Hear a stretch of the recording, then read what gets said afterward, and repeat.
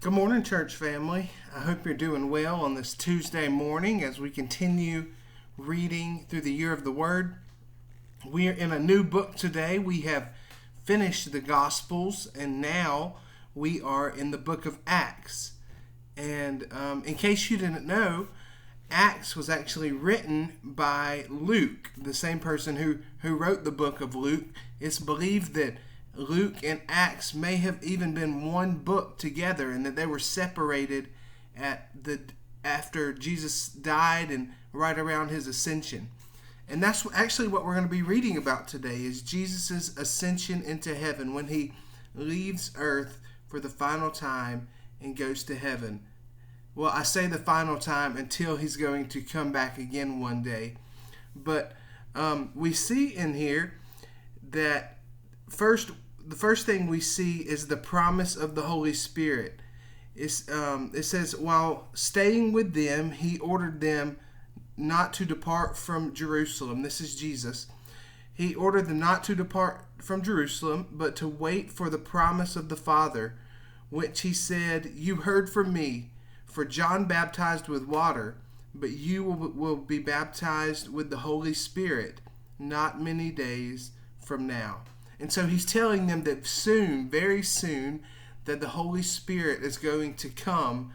And we actually see that happen in Acts 2. We're going to read about that later, either this week or next week, which is known as Pentecost. But then we get into his ascension. And it says, so when they had come together, they asked him, "Lord, will you at this time restore the kingdom of Israel?"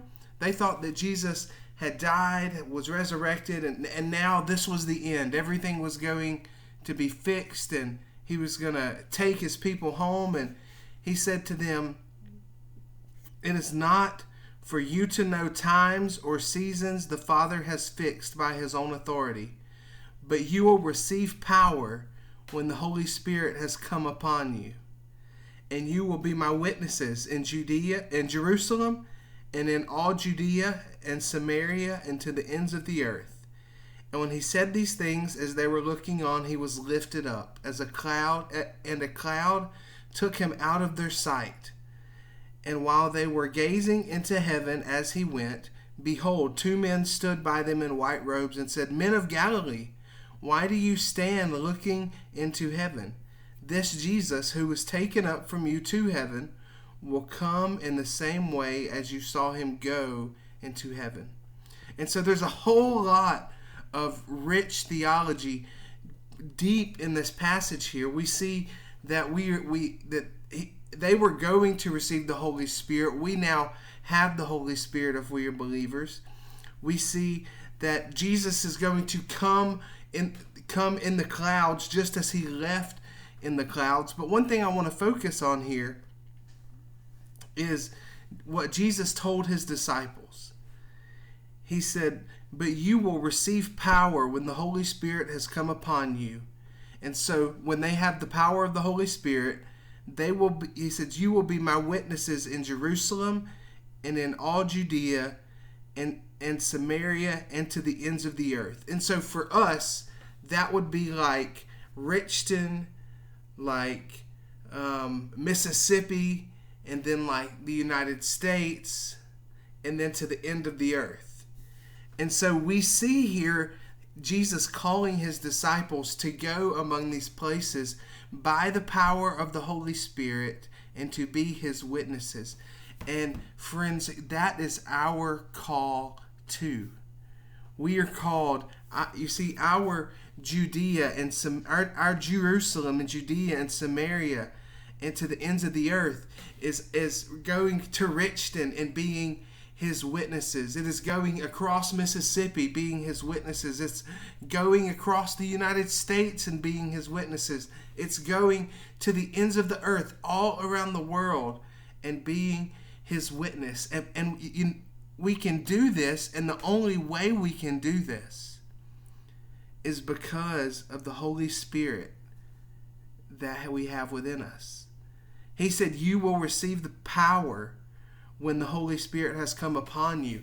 And if you are a believer, the Holy Spirit has come upon you, so you have received this power to be a witness. And so today, as we're reading in Acts 1 through 11, I just want to encourage you today to be a witness. Whether you're here in Richton today, be a witness, or if you're somewhere else in Mississippi, or if you're somewhere else in the country, maybe you're even somewhere else in the world. Be a witness for Christ today. Tell someone about Jesus, because you have a power inside of you, the Holy Spirit, that empowers you to share the gospel with them. And the Holy Spirit also has the power to convict their hearts and to draw them to Himself. And so I just want you to be encouraged today, church, to be His witness wherever you go, to whomever you speak to. Just as Jesus commanded His disciples, take this command from His word today to be His witness, because He has given you the power of the Holy Spirit to do so. So I love you, church. I hope today that you live on mission, that you are a witness for Christ today, and that you reach someone that maybe you've been talking to already about Jesus. Maybe today is the day they place their faith in Jesus, or maybe it's someone that you've never even witnessed to before. But I want to encourage you to find someone today to share the gospel with and to witness to them, and let the Holy Spirit draw them to Himself. And be in prayer for them. Know that I'm praying for you as you are being a witness today, and know that I love you. And I look forward to being with you again tomorrow. But until then, I hope you have a great day.